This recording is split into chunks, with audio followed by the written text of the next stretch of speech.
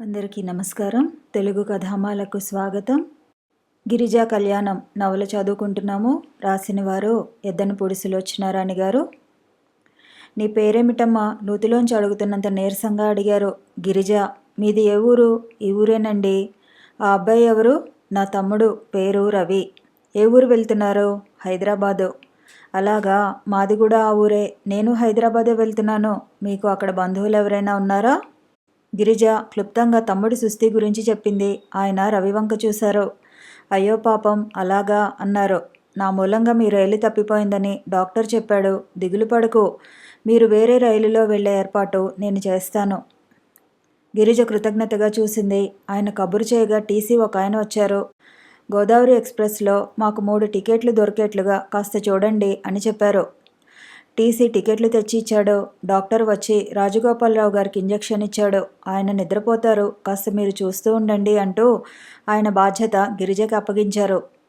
ఈ ప్రపంచంలో ఒకరు ఆదుకోకుండా వదిలేసినా మరొకరు సాయం చేస్తారు అన్నట్లుగా గిరిజని రవిని లింక్ ఎక్స్ప్రెస్ వదిలేసి వెళ్ళిపోయిన కొన్ని గంటల అనంతరం గోదావరి ఎక్స్ప్రెస్ వాళ్ళతో పాటు రాజగోపాలరావుని తీసుకుని బయలుదేరింది.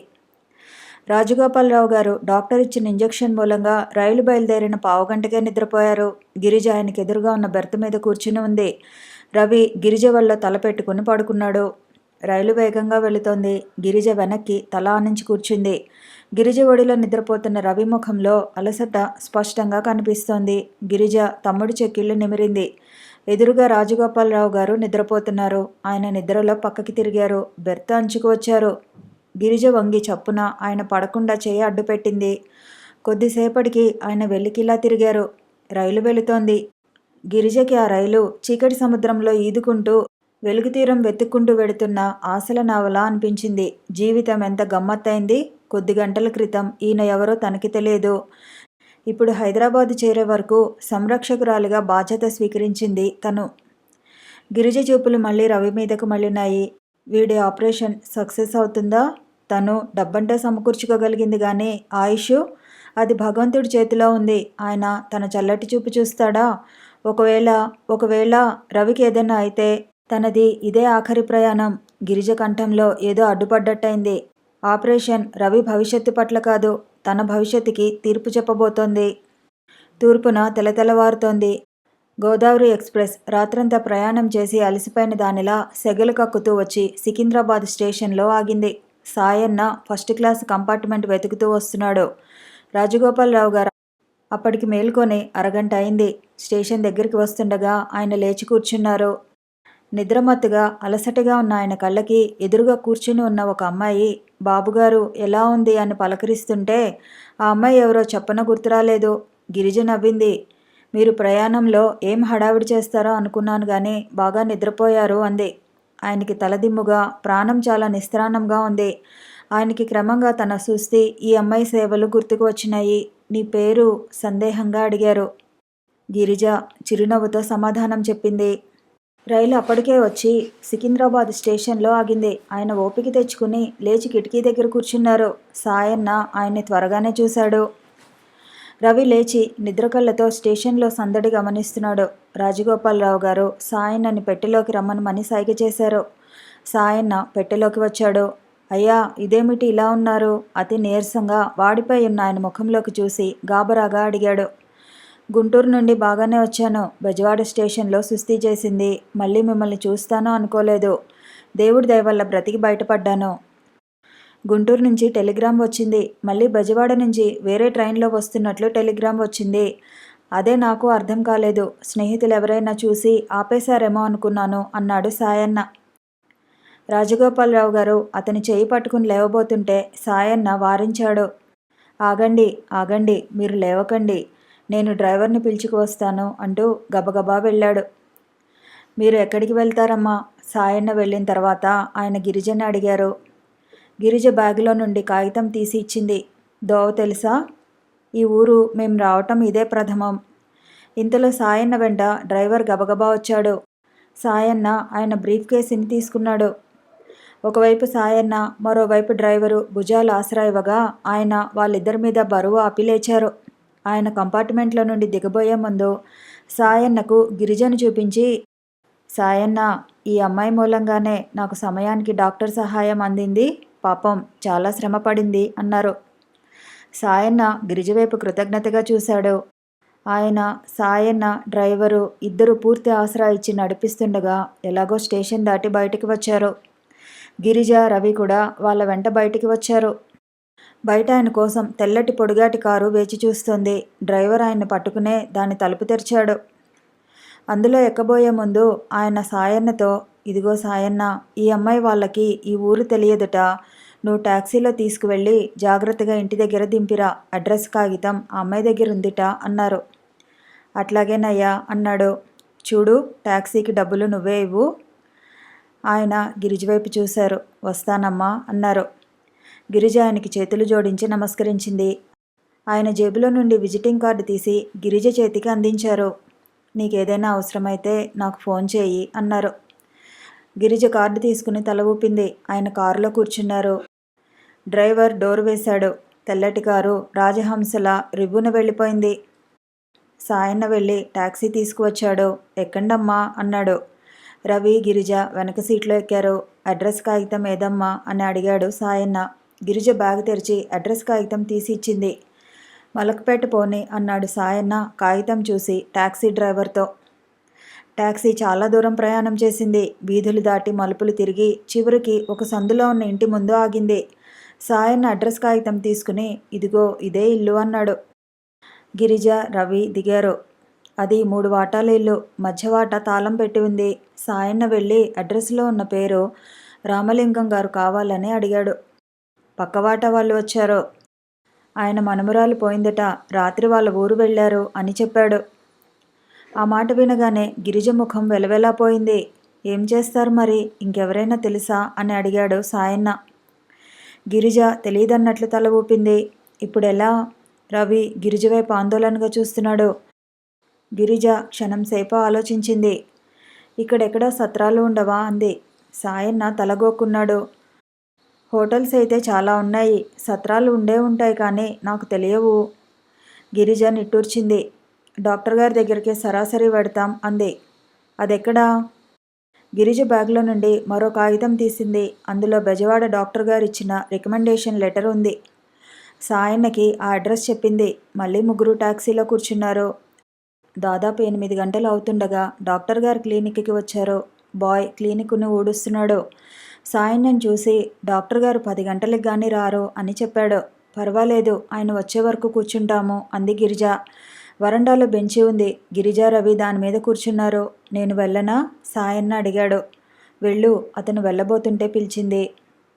బ్యాగ్లోంచి 20 రూపాయలు తీసి సాయన్నకిస్తూ టాక్సీకి డబ్బు ఇవ్వు అంది. వద్దు వద్దు, మా అయ్యగారికి మీరు చాలా సాయం చేశారుట. మీ దగ్గర టాక్సీ డబ్బులు తీసుకోవద్దన్నారు. వస్తాను అని సాయన్న వెళ్ళిపోయాడు. సాయన్న వెళ్ళిపోగానే రవి ఒక్కసారిగా ఏడవసాగాడు. ఏమిట్రా, ఏమిటి కంగారుగా అడిగింది. మనతో మధుమూర్తి రాలేదు. వాళ్ళు ఊళ్ళో లేరు. ఈ మహాపట్నంలో మనకు తోడు ఎవరక్కా? గిరిజ తమ్ముణ్ణి దగ్గరకు తీసుకుంది. రవి, ఆ మాట అనుకురా ప్లీజ్. దిక్కులేని వారికి దేవుడే దిక్కు అని నువ్వు వినలేదు? నువ్వు బెంబేలు పడకు, నేనున్నానుగా, నీకెందుకు అంటూ అనునయించింది. రాత్రంతా ప్రయాణమేమో. రవి చాలా అలసిపోయాడు. ఆకలేస్తోందా అని అడిగింది. అవునన్నట్టు తలూపాడు. గిరిజ క్లినిక్ ఊడుస్తున్న బాయ్ని ఫ్లాస్క్ అడిగింది. ఫ్లాస్క్ లేదంటూ అతను 2 గాజు గ్లాసులు ఇచ్చాడు. ఇక్కడ ఏదైనా హోటల్ ఉందా అని అడిగింది. అదిగో ఆ ఎదురుగా ఉంది అంటూ చూపించాడు. అక్కడ మొక్కల దగ్గర ఉన్న పంపు దగ్గర 2 ముఖాలు కడుక్కున్నారు. గిరిజ వెళ్ళి గ్లాసులలో కాఫీ తెచ్చి రవి చేత తాగించి తను తాగింది. రవి ఇక కూర్చోలేనట్టు బెంచి మీద పడుకున్నాడు. గిరిజ రవి వైపే చూస్తోంది. రవిని ఓదార్చడానికి ఇంత క్రితం ధైర్యవచనాలు గొప్పగా చెప్పింది కానీ తనకి కూడా లోపల మనసులో భయాందోళనలుగానే ఉన్నాయి. కానీ తనకి తానే ధైర్యం చెప్పుకోసాగింది. నేను పిరికితనం ఎందుకు పోవాలి? అనవసరంగా భయపడుతున్నాను. ఏం చేస్తాం, కొంతమంది జీవితాలు చూస్తే నా అనే అండదండలతో, డబ్బు దశకంతో వడ్డించిన విస్తరిలా ఉంటాయి. వాళ్ళు అదృష్టవంతులు. మరికొంతమంది బ్రతుకులు బాగా కష్టపడితే గానీ ఆ విస్తరిలో కన్నీ సమకూరవు. కష్టపడే ధీశక్తి గల ఏ వ్యక్తికైనా వెరపు అనేది ఆ చుట్టుపక్కల ఉండనే ఉండదు. 10 గంటలవుతుండగా డాక్టర్ గారు వచ్చారు. గిరిజ పరిస్థితి విని ఆయన జాలిపడలేదు, విసుక్కున్నాడు. ఇలాంటి కొత్త చోట్లకి వచ్చేటప్పుడు అలా ఒక్క అడ్రస్తో రాకూడదు. 2-3 అడ్రస్సులు తెచ్చుకోవాలి. నేను ఆపరేషన్ సంగతి చూడగలను గానీ మిగతావన్నీ పట్టించుకునేందుకు నాకు తీరుబడేది. రవికి ఆపరేషన్ కూడా ఆయన చేయడు. బొంబాయి నుంచి స్పెషలిస్ట్ ఒక ఆయన వస్తున్నాడు. ఆయన ఇక్కడ వారం రోజులుండి ఇలాంటి కేసులు 4-5 చేసేసి వెళ్ళిపోతాడు. ఆయన తన పని ముగించుకుని గిరిజని రవిని తీసుకెళ్లి ఉస్మానియాలో చేర్పించాడు. గిరిజతో ఇక నా పని అయిపోయింది, అంతా వాళ్లే చూసుకుంటారు. నేను రేపు ఢిల్లీ వెళ్తున్నాను. అక్కడ నాకు కాన్ఫరెన్స్ ఉంది. వారం రోజుల వరకు తిరిగి రాను. ఆపరేషన్ ఎలా అయిందో అక్కడి నుంచి ఫోన్ చేసి తెలుసుకుంటాను అంటుండగానే ఆయన కోసం ఎవరో వచ్చారో ఆయన వాళ్లతో కలిసి వెళ్ళిపోయాడు. రవికి హాస్పిటల్ దుస్తులు ఇచ్చి జనరల్ వార్డులో పడుకోబెట్టారు. గిరిజకి రవికి ఆ హాస్పిటల్ ఒక మహాలోకంలా ఉంది. ఎవరు ఎదుటివారి మాట వినిపించుకోరు. ఎవరికి వారే హడావిడిగా పరిగెత్తుతున్నట్లు వెళ్ళిపోతున్నారు. అంతా తొందరే. ఒకటే హడావిడి. పెద్ద పెద్ద వాళ్ళు వస్తున్నారు. వాళ్ళకి ప్రత్యేక సదుపాయాలు చేయాలి. ఇలాంటి చిన్న చిన్న వాళ్ళను నిదానంగా చూసే తీరిక వాళ్ళకెక్కడుంది? రవి గిరిజను పట్టుకుని వదల్లేదు. అక్కడ మంచాల మీద పడుకున్న రోగుల్లో దీనత్వం, చూడటానికి వచ్చేవారి ముఖాల్లో బాధ. మొత్తానికి అందరి ముఖాలు ఏదో బాధని భరిస్తున్నట్లే ఉన్నాయి. అది జనరల్ వార్డు.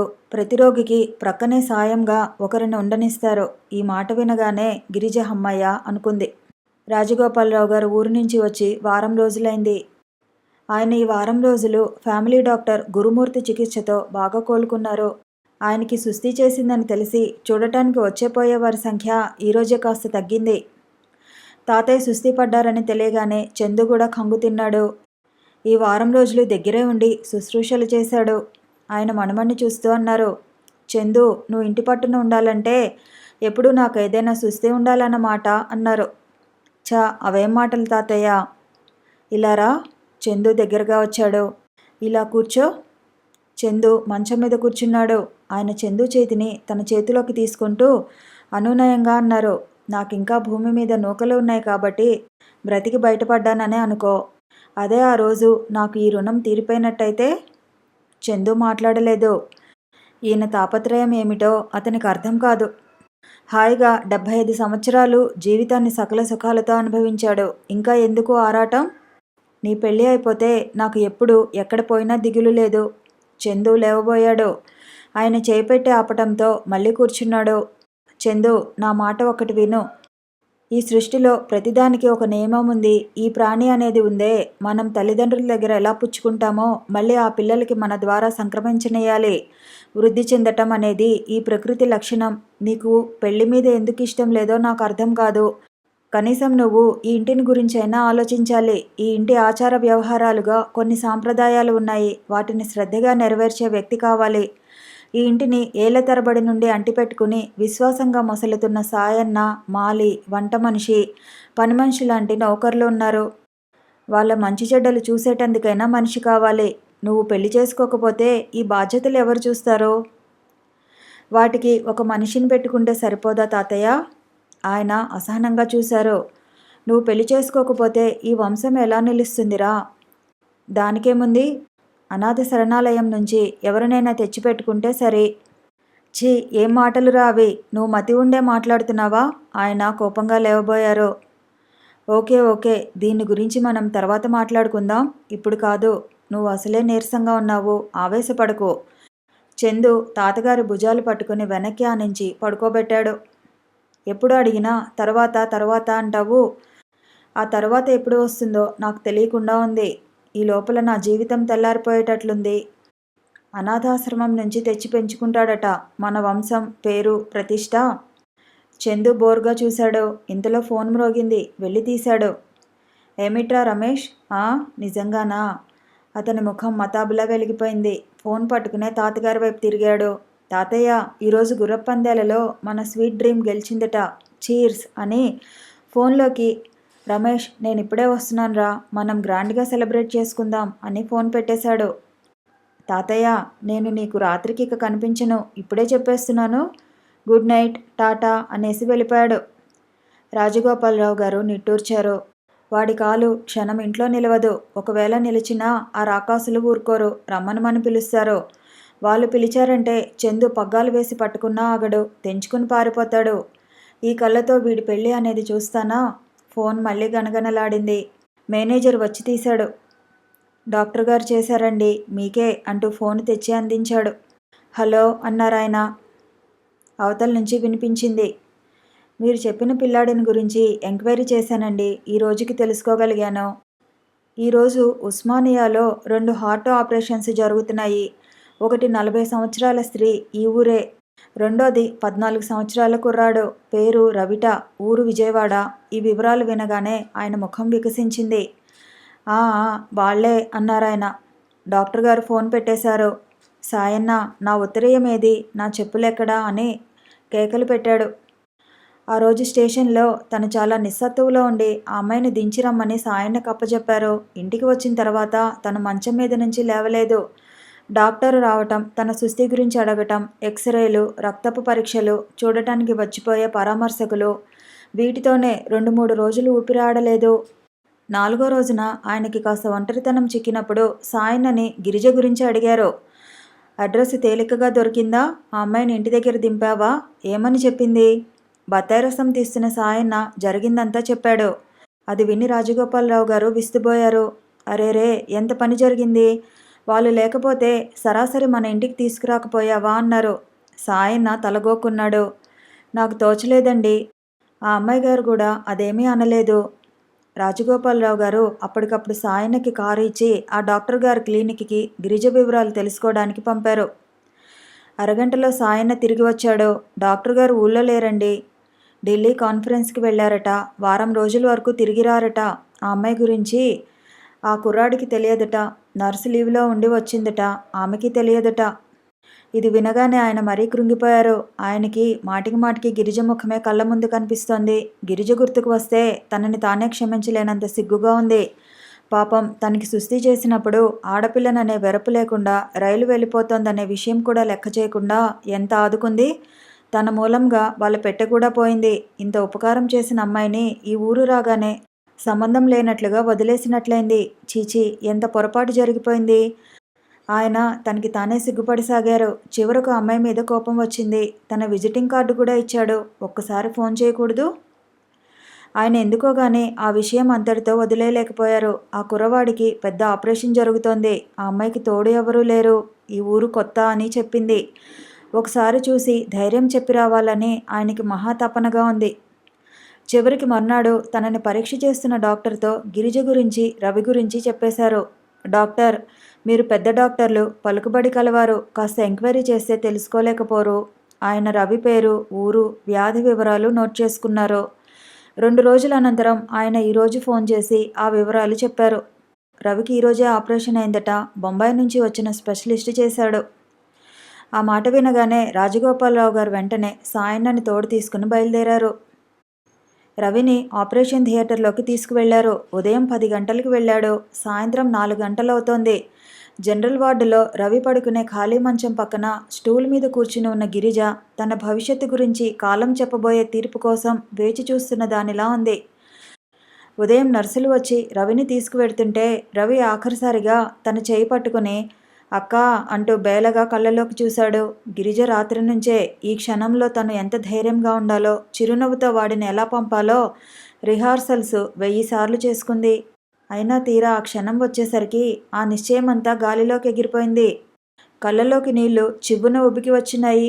రవి బుగ్గ మీద గట్టిగా ముద్దు పెట్టుకుంది. రవి, నువ్వు వచ్చే వరకు ఇక్కడే కూర్చుని ఎదురు చూస్తుంటాను అంది. రవి గిరిజ చేతిని గట్టిగా నొక్కాడు. అందులో నేను మళ్ళీ తిరిగి వస్తానా అనే సందేహం కనిపిస్తోంది. గిరిజ పరుగెత్తుకు వెళ్ళి బ్యాగు తెరిచి కుంకుమ పొట్లం తీసింది. కుంకుమ తెచ్చి రవి ముఖాన్ని పెట్టింది. రవి గిరిజ చేతిని వదలలేనట్టు వదిలాడు. నర్సులు రవిని తీసుకువెళ్ళిపోయారు. గిరిజ శక్తి అంతా రవితోనే వెళ్ళిపోయినట్లుగా ఉంది. నీరసంగా మంచం దగ్గరకు తిరిగి వచ్చింది. స్టూల్ మీద కూర్చుంది. ఆ ఖాళీ మంచం చూసేసరికి కడుపులోంచి దుఃఖపు తెర కెరటంలా తన్నుకు వచ్చేసింది. కొంగులో ముఖం దాచుకుని ఏడ్చేసింది. ప్రక్క బెడ్ మీద ఉన్న ముసలావిడ వచ్చి, ఊరుకో, ఏం చేస్తాం, అంతా దేవుడి దయ, ఎలా ఉంటే అలా జరుగుతుంది అని ఊరడించింది. చుట్టుపక్కల రోగులు కూడా గిరిజ వైపు సానుభూతిగా చూస్తున్నారు. స్టూల్ మీద కూర్చున్న గిరిజ అలాగే కూర్చుండిపోయింది. గిరిజకి ఆ చుట్టుప్రక్కల జరుగుతున్న సందడేదీ వినిపించటం లేదు. చిన్నప్పటి నుంచి తను రవి కలిసి పెరిగిన సంఘటనలే గుర్తుకు వస్తున్నాయి. ఒకసారి తనకి జ్వరం వచ్చింది. వాకిట్లోకి సీమ చింతకాయలు అమ్మకానికి వచ్చినాయి. తను కావాలని అంటే తండ్రి తినవద్దని, జబ్బు చేస్తాయని కేకలు వేశాడు. రవి రహస్యంగా అవి కొనుక్కుని తీసుకొచ్చాడు. అక్కా, నీకు జ్వరంగా ఉందా? ఏది చూడని అంటూ లాగు జేబులో ఉన్న చెయ్యి తీసి దుప్పటి కింద ఉన్న గిరిజ చేయి పట్టుకున్నాడు. గిరిజ చేతికి ఏమిటో తగిలాయి. అక్కని నిద్రపోని, మాట్లాడించవద్దని చెప్పానా? వంట చేస్తున్న తండ్రి కేకలు పెట్టాడు. గిరిజ దుప్పటిలోంచి చేయి తీసింది. చేతిలో సీమ చింతకాయలు. గిరిజ కళ్ళు ఆనందంతో పెద్దవైనాయి. ఇద్దరి కళ్ళల్లో సంతోషం నాట్యం చేసింది. తిను తిను అన్నట్టు చూసి వెళ్ళిపోయాడు. తను తింటోంది. ఇంతలో తండ్రి వచ్చాడు. అల్మారా దగ్గరికి వెళ్ళి థర్మామీటర్ తెచ్చాడు. గిరిజ, నోరు తెరు, జ్వరం చూస్తాను అన్నాడు. గిరిజ నోరు తెరవలేదు. పెదవులు బిగించి భయంగా తండ్రి వైపు చూస్తోంది. నిన్నే, నోరు తెరు. గిరిజకి నోరు తెరవక తప్పలేదు. ఏమిటా తినేది? గిరిజ మాట్లాడలేదు. ఆయన దుప్పటిలాగి చూశాడు. సీమ చింతకాయ తొక్కులున్నాయి. ఇవి ఎక్కడివి నీకు? ఆ రవిగాడు తెచ్చి ఉంటాడు. అవునా? ఆయన గద్దించాడు. లేదు నాన్న, తమ్ముడు ఇవ్వలేదు. గిరిజ చెబుతూనే ఉంది. ఆయన వినిపించుకోలేదు. దొడ్లో బట్టలు ఆరేస్తున్న రవి రెక్క పట్టుకు వచ్చి, ఏరా, నీ ప్రేమ అంతా ముంచుకుపోతుందా? రాత్రికి జ్వరం ముదిరితే ఎంత ప్రమాదమో తెలుసా? ఇలాంటి వెధవ పనులు ఇంకోసారి ఎప్పుడైనా చేస్తావా అంటూ వంగదీసి 4 బాదాడు. గిరిజ లేచి వచ్చి రవిని పట్టుకుంది. నాన్న, ఇంకెప్పుడు తినను, వాడిని కొట్టకు అంటూ ఏడ్చింది. ఆడదిక్కులేని సంసారం. వంట తండ్రి చేసేవాడు. ఇద్దరు తండ్రికి సాయం చేసేవారు. తర్వాత గిరిజ వంట చేస్తుంటే రవి సాయం చేసేవాడు. ఎప్పుడూ ఇద్దరు ఒక మాటగా ఉండేవారు. ఒకరి పట్ల ఒకరికి బహిప్రాణం.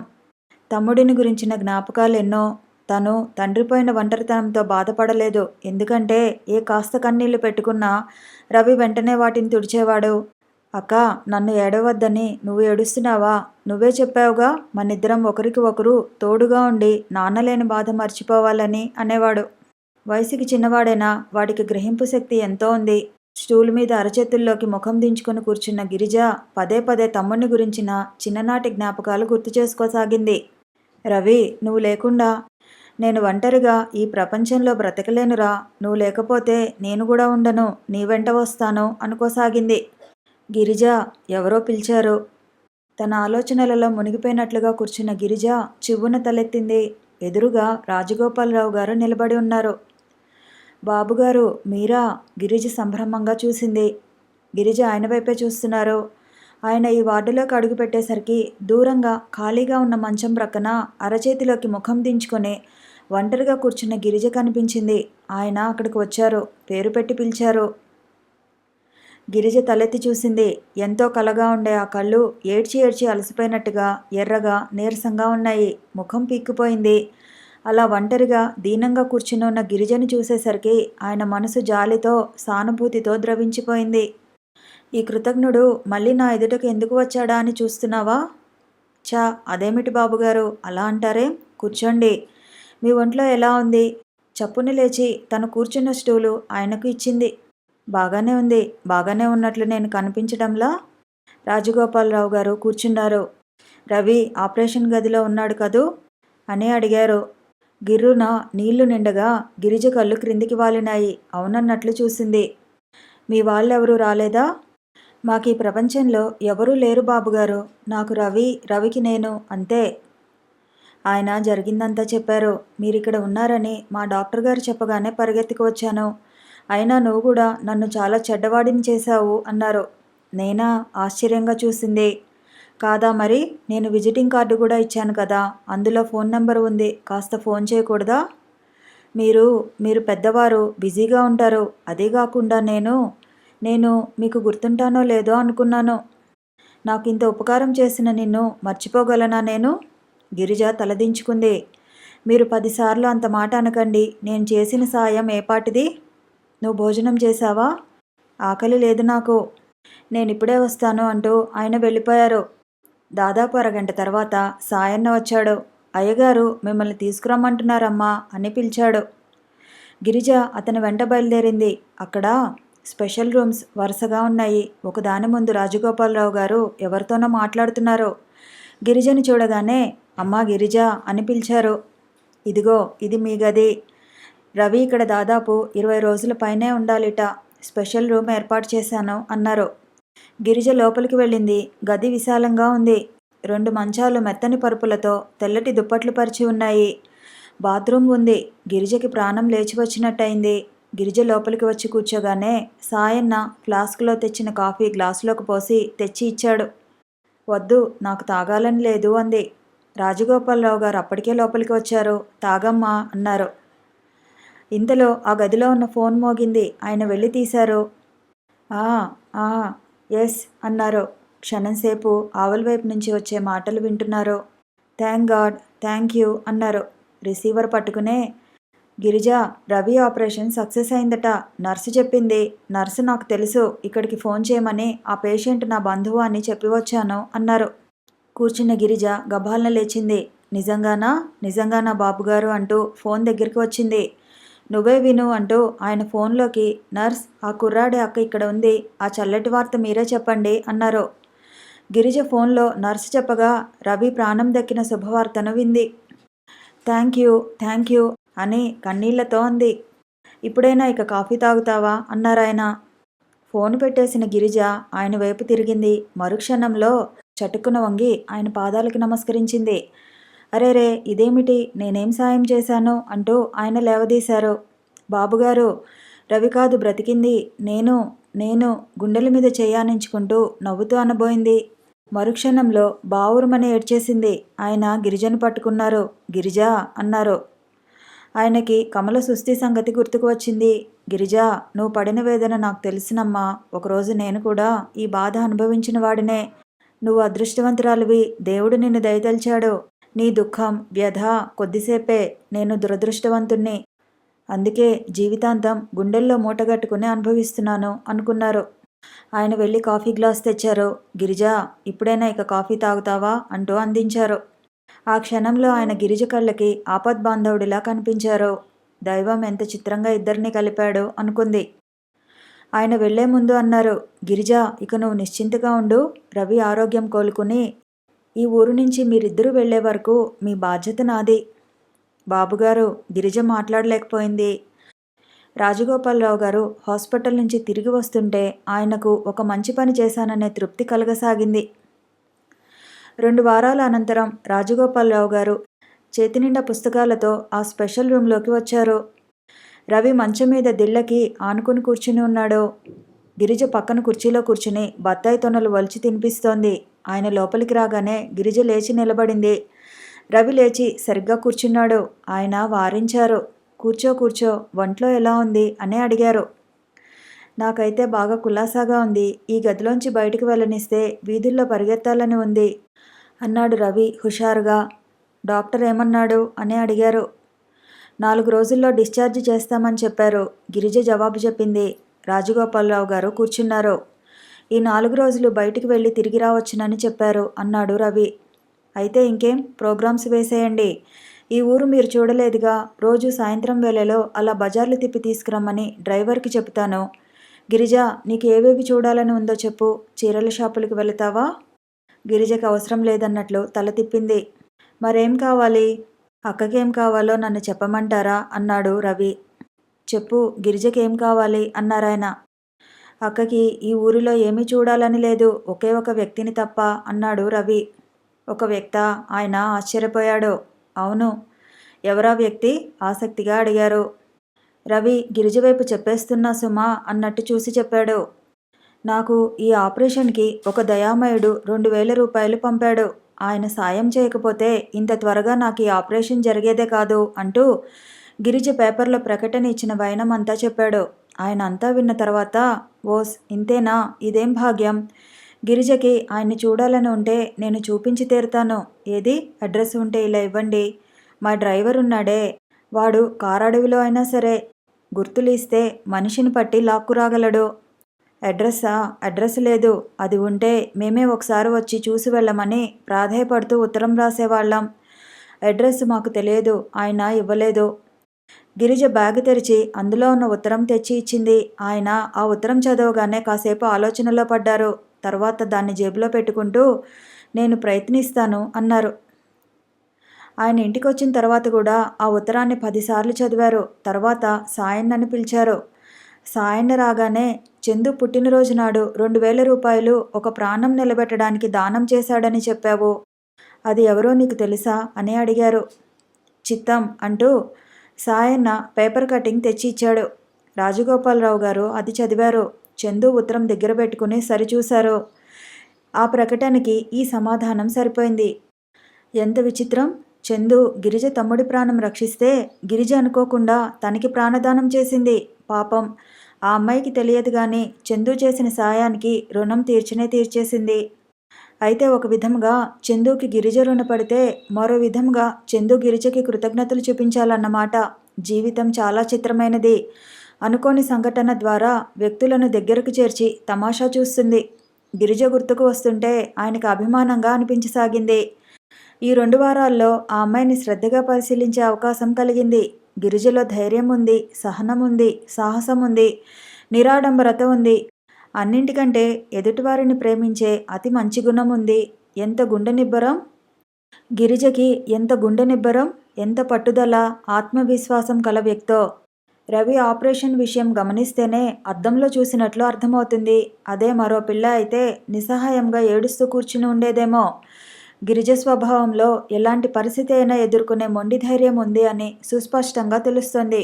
తమ్ముణ్ణి ఎంతగా అభిమానిస్తుంది. రాత్రింబవళ్ళు కంటికి రెప్పలా ఎలా కాపాడి సేవలు చేసింది. ధైర్యం, సాహసం, నిరాడంబరత్వం, సౌశీల్యం ఏ ఆడపిల్లకుంటాయో ఆ అమ్మాయి మెట్టినిల్లు నందనవనం అవుతుంది. అక్కడ సుఖశాంతులు వెల్లివిరుస్తాయి, పరువు ప్రతిష్టలు గుబాలిస్తాయి. గిరిజన చేసుకోబోయే వ్యక్తి ఎవరో గానీ బంగారపు పుష్పాలతో పూజలు చేసిన వాడే ఉంటాడు. కమల కూడా అంతే. అన్ని బాధ్యతలు తనే తీసుకునేది. ఆ గుణం ఒకరు నేర్పితే రాదు. ఆయన సాయన్నని పిలిచారు. సాయన్న, రేపు సాయంత్రం మన ఇంటికి భోజనానికి నాకు తెలిసిన వాళ్ళు వస్తున్నారు. చందును కూడా ఉండమని చెప్పు అన్నారు. అలాగేనయ్యా అన్నాడు సాయన్న. ఆ రాత్రి చందు పడుకోబోతుండగా సాయన్న తాతగారి ఆర్డర్ వినిపించాడు. తెలిసిన వాళ్ళ అంటే ఎవరు? పుస్తకం తిరగవేస్తూ అడిగాడు చందు. ఏమో తెలియదు బాబు. పోనీ ముసలివాళ్ళ, వయసు వాళ్ళ? అది తెలియదు. సరే, నేను ఉండాలి అంటే నాకు ఒక 1000 రూపాయలు కావాలి అని చెప్పు అన్నాడు. తాతయ్య తిడతారేమో సాయన్న సందేహించాడు. చందు కన్నుగీటాడు. ఏం తిట్టడు? తాతయ్య సంగతి నాకు బాగా తెలుసుగా. నేనేదైనా తన మాట వినాలని అనుకుంటే ముందు నేను పెట్టిన షరతులన్నీ ఒప్పుకుంటాడు. సాయన్న సరేనన్నట్లు తల ఊపాడు. ఇదిగో మళ్ళీ పిలిచాడు. భోజనానికి ఆ ప్లీడర్ గారు కూడా వస్తున్నారా అని అడిగాడు. తెలియదు, కానీ ఆయనని పిలవకుండా తాతగారు ఉంటారా అని. చందు అవునన్నట్లు తల ఊపాడు. ఆయన పెద్ద బోరు సాయన్న. తాతయ్యని సుఖపెట్టడం లేదు, పెళ్లి చేసుకోవటం లేదు అంటూ నాకు లెక్చర్లు దంచుతాడు. కొడుక్కి చేశాడుగా పెళ్ళి, ఆ నరకం అందరూ పడాలి అంటాడు. సాయన్న, ఆయనే కనుక వస్తే ఆస్తమా ఎక్కువ చేసే వంటలన్నీ చేయించు అన్నాడు. మీరు భలేవారు, తాతయ్య ఊరుకుంటారా? నన్ను దెబ్బంబడి కాశీకి రైలు ఎక్కిచ్చేస్తారు అన్నాడు. అది నిజమే, ఆయన తాతయ్యకి ప్రాణమిత్రుడు కదా. ఆ వచ్చేవాళ్ళు ఎంత బోరెత్తిస్తారో. అబ్బా నరకం, వెల్లికిల్లా పడుకుంటూ అన్నాడు. ఈ నరకం అప్పుడప్పుడు తాతయ్య దగ్గర 1000 రూపాయలు లంచం పుచ్చుకొని మీరు భరిస్తూ ఉంటారు. సాయన్న నవ్వుతూ అన్నాడు. రాజగోపాలరావు గారు గిరిజని రవిని ఆ సాయంత్రం ఇంటికి భోజనానికి పిలిచారు. గిరిజ మొదట ఒప్పుకోలేదు. ఎందుకు బాబుగారు, మనలో మనకు ఈ మర్యాదలు అవసరం లేదు అంది. ఎందుకేమిటమ్మా, అసలు భోజనానికి ఎందుకు పిలుస్తారో తెలుసా? ఎందుకు పిలుస్తారట? కలిసి భోజనం చేస్తే ఒకరి పట్ల ఒకరికి ఆత్మీయత పెరుగుతుంది. అందుకే మన పెద్దవాళ్ళు పూజలు, వ్రతాలు, పుట్టినరోజులు, పెళ్ళిళ్ళు అంటూ అనేక అవసరాలు ఏర్పాటు చేశారు. మనకి భోజనం పెట్టినప్పుడే అవతల మనిషికి మన మీద ఎంత ఆత్మీయత ఉందో అర్థమవుతుంది. కాస్త ఆలోచిస్తే నీకు తెలుస్తుంది. కొంతమంది అన్నం అక్కడ పడేసినట్టుగా భోజనం పెడతారు. మరికొంతమంది ఆప్యాయంగా దగ్గర కూర్చుని కబుర్లు చెబుతూ కొసరు కొసరు వడ్డిస్తూ తినిపిస్తారు. మనిషి ఏదైనా మర్చిపోగలడేమో గాని తన దగ్గర కూర్చుని ఆత్మీయతగా అన్నం తినిపించిన మనిషిని జన్మలో మర్చిపోలేడు. ఒకవేళ ఎవడైనా అలా మర్చిపోతే ఆ వ్యక్తిలో మానవత్వం అనేదే లేదు, పాషాణం అన్నమాట. మా వ్యాపారవేత్తలను చూడు. వ్యాపారానికి సంబంధించిన ఏ విషయాలు మాట్లాడుకోవాలన్నా మేము డిన్నర్ అనో లంచ్ అనో ఏర్పాటు చేసుకుంటాము. ఎందుకో తెలుసా? మితంగా కడుపు నిండిన మనిషికి మనసు స్థిమితంగా ఉంటుంది, స్థిరంగా ఆలోచించగలడు. కలిసి భోజనం చేస్తున్నప్పుడు కోపతాపాలు అంత త్వరగా రావు. తరువాత మనకి పరిచయమైన ప్రతి వ్యక్తిని భోజనానికి పిలవాలని అనిపించదు. మన మీద వాళ్ళకో వాళ్ళ మీద మనకో ప్రత్యేకమైన భావం ఉంటేనే పిలవాలనిపిస్తుంది. నా ప్రాణం నువ్వు రక్షించావు. నిన్ను మా ఇంటికి పిలిచి భోజనం పెట్టాలని నేను అనుకోవడంలో వింతేం లేదు. గిరిజ ఇక మాట్లాడలేకపోయింది. బట్టలు మడత పెడుతూ మౌనంగా ఉండిపోయింది. మిమ్మల్ని భోజనానికి రమ్మంటంలో ఇంకో ముఖ్యమైన విషయం కూడా ఉంది అన్నారాయన. ఏమిటది? నీకు ఆపరేషన్ చేయడానికి సహాయం చేసిన దయామయుడు, మీ గిరిజ కళ్ళల్లో దేవుడు, ఆ చంద్రశేఖర్ ఉన్నాడే, ఆ మహానుభావుడు ఎవరో కాదు, తీరా చూస్తే మా దగ్గరి బంధువే. ఏమిటి? గిరిజ మడత పెడుతున్న చీర వదిలేసి వచ్చింది. నిజంగానా? రవి ఉత్సాహంగా అడిగాడు. నిజంగానే. గిరిజ మరి ఆ మహానుభావుడిని చూడాలని అనుకుంది కదా, చూపించి తీరాలని అనుకున్నాను. నేను నిన్న వెళ్ళగానే మా మేనేజర్ని సాయన్ అని పోస్టాఫీసు మీదికి దండయాత్ర పంపించాను. మీరు ఆ వ్యక్తి ఎవరో చెబుతారా చెప్పరా? చెప్పినట్లయితే సంతోషంతో మీకు కానుకగా ఇచ్చుకుంటాం. చెప్పకపోతారా? మీ పై అధికారులు మాకు తెలుసు. ఏదో విధంగా మీ ఉద్యోగం కూడబెరుకుతాం అన్నాం.